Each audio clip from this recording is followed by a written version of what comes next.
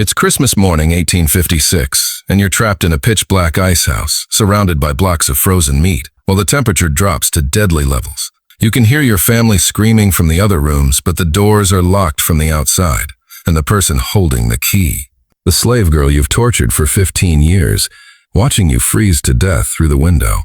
What drives a human being to such calculated revenge? What could make someone so desperate that they'd risk everything to watch their oppressors die slowly, methodically, in the most terrifying way possible? This is the story of Eliza, a slave girl who didn't just escape from hell. She locked hell's gates and threw away the key, trapping her tormentors inside while she walked away free. What she did on that Christmas morning will make you understand that some people aren't born monsters, they're created by monsters. And when the created monster finally breaks free, God help anyone who stands in their way. So ask yourself this: how much torture can a human soul endure before it transforms into something unrecognizable? Because Eliza's answer will freeze your blood. December 1856, Rosemount Plantation, 10 miles north of Natchez, Mississippi. The Blackwood family owned one of the most prosperous cotton operations in the state, built on 900 acres of prime delta soil and the labor of 89 human beings they considered property. Jeremiah Blackwood was 53 years old, a third-generation plantation owner whose family had perfected the art of extracting maximum profit from human suffering. But Jeremiah wasn't satisfied with ordinary cruelty. He had developed what he called educational methods, systematic psychological torture designed to break slaves' spirits so completely that rebellion became unthinkable. His wife, Margaret, 45, had been raised on a neighboring plantation where brutality was considered a feminine virtue. She took personal pleasure in devising punishments for female slaves, believing that breaking women was the key to controlling entire families. Margaret's creativity and torture was legendary among the local plantation elite. Their son Edward, 22, had been molded into a perfect reflection of his parents' cruelty. Fresh from university, he brought modern theories about racial inferiority to support the family's traditional methods of oppression. Edward viewed slaves as laboratory specimens, perfect subjects for testing the limits of human endurance. But it was their daughter Catherine, 19, who represented the most insidious form of evil on the plantation. She possessed an angelic appearance that masked a sadistic nature so pure it seemed almost supernatural. Catherine had learned to use her beauty and apparent innocence to gain slaves' trust before destroying them in the most personal ways possible. Into this hell had been born Eliza, now 21 years old, whose entire existence had been shaped by the Blackwood family's systematic cruelty. She had never known parents. Her mother died in childbirth, and her father had been sold before she was born. From her earliest memories, the Blackwoods had been her only family, and they had used that dependency to craft her into the perfect victim. Eliza worked as a house slave, assigned specifically to Catherine as a personal maid and companion. This position, which might have seemed privileged compared to field work, was actually the most dangerous job on the plantation. Catherine's psychological games required constant proximity to her victims, and Eliza had endured 15 years of daily torture, disguised as friendship.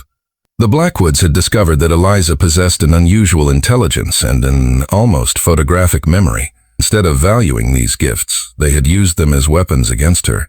They would give her complex tasks, praise her abilities, then punish her brutally for the same intelligence they had just celebrated, creating a psychological maze that kept her constantly off balance and grateful for any small kindness. The plantation's Icehouse was Jeremiah's pride, a massive underground structure designed to preserve meat and dairy products through the brutal Mississippi summers. Built into a hillside and reinforced with thick stone walls, it could maintain freezing temperatures even in July. The Icehouse was divided into 4 separate chambers, each with its own heavy wooden door and iron lock system. What made the Icehouse particularly terrifying was its design. Each chamber was windowless except for small observation slots that allowed someone outside to see in while remaining invisible to those trapped inside. The doors were built to lock only from the outside, creating perfect prison cells that could hold people indefinitely while slowly freezing them to death. Jeremiah had used the Icehouse for punishment before, locking disobedient slaves inside for hours or even days, depending on the severity of their supposed crimes. The psychological effect was devastating. The complete darkness, the bone-deep cold, and the knowledge that survival depended entirely on their master's mercy broke even the strongest spirits. But Eliza had been observing the ice house for years, studying its construction and operation with the detailed attention that only someone planning an escape could maintain. She knew every lock, every entrance, every weakness in its design. More importantly, she had discovered something the Blackwoods didn't know. A way to lock all 4 chambers simultaneously from the outside while ensuring no one inside could escape. The Christmas season of 1856 had been particularly brutal for the slaves at Rosemount. Jeremiah believed that holidays made slaves lazy and rebellious, so he always increased punishments during December to remind everyone that celebration was a privilege reserved for white families. This year his cruelty had reached new levels. 3 slaves had died from beatings in the weeks leading up to Christmas, their bodies buried in unmarked graves at the edge of the property. Others had been maimed, branded, or psychologically destroyed through elaborate torture sessions that the family conducted like entertainment. Eliza had watched it all, absorbing every detail, every scream, every moment of suffering into her memory, like poison accumulating in her bloodstream. Each act of cruelty added another layer to the rage that was building inside her, a cold fury that had been growing for 15 years and was finally approaching critical mass. The trigger came on Christmas Eve, when Catherine decided to play her most vicious game yet. She had noticed that Eliza had been secretly teaching herself to read using discarded books from the main house library, a skill that was absolutely forbidden for slaves and punishable by death. Instead of reporting this immediately, Catherine had been watching Eliza's progress for weeks, allowing her to believe she was getting away with it. On Christmas Eve, Catherine revealed that she had known all along and had been documenting every moment of Eliza's illegal education. "Did you really think you could outsmart me, Eliza?" Catherine asked sweetly, holding up a leather journal filled with detailed notes about Eliza's reading activities. "I've been watching you for months, recording every stolen moment with those books. Father will be so interested to learn about your criminal behavior." The punishment Catherine had planned was typically elaborate. Eliza would be stripped naked and chained in the Plantation's town square on Christmas morning, where the entire slave community would be forced to watch as Catherine slowly burned every book Eliza had touched, followed by the systematic destruction of Eliza's hands with a branding iron to ensure she could never read again. But as Catherine described the torture awaiting her, something fundamental shifted inside Eliza's mind. The fear that had controlled her for 21 years suddenly evaporated, replaced by a clarity so pure and cold it was almost supernatural. She realized that she was going to die anyway, if not from tomorrow's punishment, then from the next one, or the one after that. The only question was whether she would die alone or take her tormentors with her. "Thank you for telling me, Miss Catherine," Eliza said quietly, her voice so calm it made Catherine momentarily uneasy. "I'll be ready for whatever punishment you've planned." And you. That night, while the Blackwood family celebrated Christmas Eve with their traditional feast, Eliza moved through the plantation like a ghost, making her final preparations. She had spent months planning for this possibility, and now everything fell into place with the precision of a clockwork mechanism. Her first task was securing the Icehouse keys, which Jeremiah kept on a ring in his study. The theft required her to enter the main house after midnight, navigate through rooms filled with sleeping family members, and extract the keys without making a sound. Years of serving the family had taught her every creak in the floorboards, every shadow that could conceal her movements. The keys came away from Jeremiah's desk as silently as if they had never been attached. Eliza held them in her hand for a moment, feeling their weight, understanding that they represented the difference between life and death. Not just hers, but the entire Blackwood family's. Her second task was more complex. She needed to ensure that all 4 family members would be in the ice house at the same time, and she needed a reason for them to enter the chambers separately, so she could lock them in one by one without alerting the others. The solution came from her intimate knowledge of the family's routines and obsessions. Jeremiah always inspected the ice house on Christmas morning to assess winter damage and plan spring repairs. Margaret typically accompanied him to discuss food preservation for the coming year's entertaining season. Edward and Catherine could be lured there with carefully planted suggestions about problems that required their immediate attention. A pigeon? Eliza spent the hours before dawn moving through the plantation, evidence of fictional problems that would draw each family member to the Icehouse. A broken lock that needed Edward's inspection. Mysterious damage to the dairy storage that required Margaret's expertise. Strange sounds that had been heard coming from the chambers during the night. As Christmas morning dawned crisp and clear, Eliza positioned herself near the Icehouse, waiting for her plan to unfold. The structure sat isolated from the main plantation buildings, surrounded by trees that would muffle any sounds coming from inside once the doors were sealed. Jeremiah arrived first, as Eliza had known he would. He entered the main chamber to conduct his routine inspection, moving with the confident stride of a man who had never considered that his property might turn against him. Eliza waited until he was deep inside the chamber, then silently closed and locked the heavy wooden door. The sound of the lock engaging was muffled by the thick walls, but Jeremiah's shouts of confusion and anger began almost immediately. Eliza ignored them, positioning herself to wait for the next arrival. Margaret came 20 minutes later, concerned about reports of damaged food stores. She called out to her husband as she approached, but received no answer from the sealed chamber where his voice couldn't penetrate the stone walls. When she entered the second chamber to investigate, Eliza repeated the process, sealing Margaret inside her own frozen prison. Edward's arrival was delayed by his tendency to sleep late, but the messages Eliza had planted eventually brought him to investigate the security breach she had fabricated. His chamber became his tomb with the same silent efficiency as the others. Catherine was the last to arrive, drawn by curiosity about her family's absence from the traditional Christmas morning breakfast.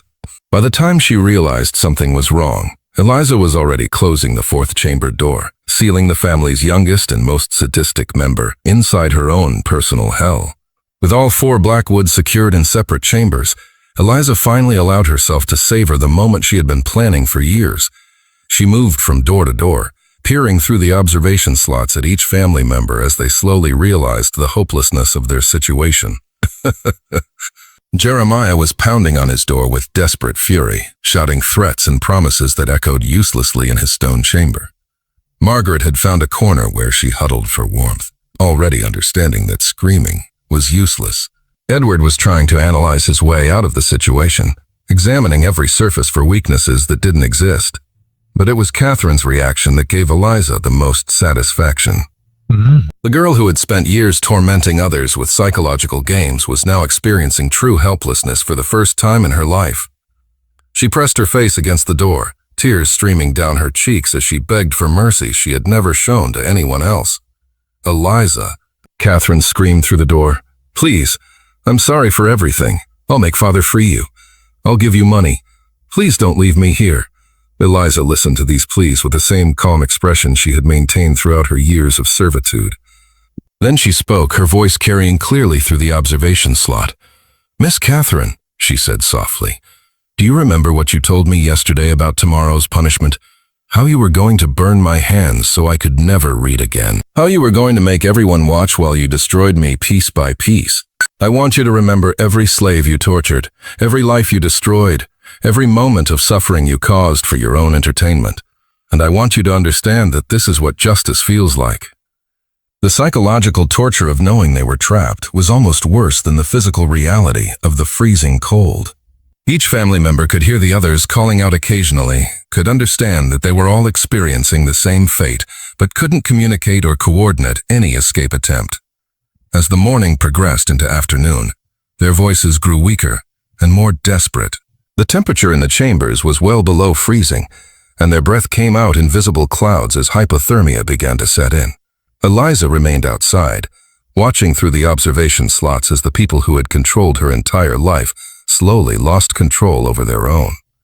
She felt no satisfaction, no joy, only a cold sense of completion, like a mathematical equation finally being solved. She had brought supplies for the vigil, food, warm clothing, and blankets to keep herself comfortable while she witnessed the consequences of 15 years of systematic cruelty. This wasn't revenge born of passion, but justice delivered with the precision of a surgical instrument. By evening, the sounds from inside the chambers had grown sporadic and weak. Hypothermia was claiming the Blackwood family one by one, their bodies shutting down as the cold penetrated every cell. Margaret had stopped responding entirely. Edward's analytical mind had given way to delirium. Jeremiah's threats had become incoherent, mumbling. Catherine lasted the longest, her youth and desperation keeping her conscious even as her body began to fail. Her final words, spoken through chattering teeth to the observation slot where she knew Eliza was listening, were a confession that came too late to matter. I know why you're doing this, she whispered. I know we were monsters. I know we deserved this. But please don't let me die like this. Please. Eliza's response was the last words Catherine Blackwood ever heard. You made your choice every day for 15 years, Miss Catherine. Today, I made mine. By dawn on December 26th, the Icehouse had become a tomb. 4 chambers held 4 bodies, frozen solid in their final positions of desperation and despair. The Blackwood family dynasty had ended in the same cold, merciless manner they had used to end so many other lives. Eliza had prepared for this moment as carefully as everything else. She had documents forged by a sympathetic free black man in Natchez, identifying her as a freed woman traveling north. She had money stolen from the Blackwood house over months of careful theft. Most importantly, she had contacts with the Underground Railroad who would help her disappear completely, before leaving Rosemount forever. Eliza performed one final act. She opened the doors to the slave quarters and announced that the Blackwood family was dead in what would appear to be a tragic accident. The plantation was now masterless, and anyone who wanted freedom should take it immediately before white authorities arrived to sort out the legal complications. The reaction among the slaves was complex and varied. Some were terrified of the consequences, understanding that a mass escape would bring violent retaliation against anyone who remained. Others saw this as the miracle they had prayed for their entire lives. Most were simply stunned by the sudden transformation of their world. Eliza didn't try to convince anyone to follow her example. She had achieved her own justice and gained her own freedom. What others did with their opportunity was their choice to make. She walked away from Rosemount Plantation on the morning of December 26th, carrying nothing but the clothes on her back and the satisfaction of knowing that evil had finally paid the price for its actions. Behind her, smoke began to rise from various buildings as some of the freed slaves decided to ensure that the plantation could never again serve as a prison for human beings. The official investigation into the Blackwood family's death concluded that they had been accidentally locked in the Icehouse during a routine inspection, probably by a faulty mechanism that engaged without warning. The fact that they were found in separate chambers was explained as an attempt to find individual ways out of their trap. No one seriously investigated the possibility that a slave had murdered the entire family. The idea that a young black woman could have planned and executed such a sophisticated revenge was beyond the imagination of white investigators who saw slaves as inherently incapable of complex reasoning. Eliza's escape was never officially connected to the family's death. She was listed among the slaves who had fled in the chaos following the discovery of the bodies. Just another piece of property that had taken advantage of temporary confusion to seek freedom. The truth about what happened at Rosemount Plantation remained buried for decades, preserved only in the whispered stories told by former slaves who had witnessed Eliza's transformation from victim to avenger. They spoke of her in hushed tones, describing her not as a murderer but as an instrument of divine justice who had balanced scales that human law refused to balance. These stories followed Eliza north, creating a legend that spread through underground railroad stations and free black communities. She became a symbol of resistance, proof that even the most oppressed person could find a way to fight back when pushed beyond endurance. The final fate of Eliza herself remains a mystery. Some accounts place her in Canada, living under a new name as a teacher in communities of escaped slaves.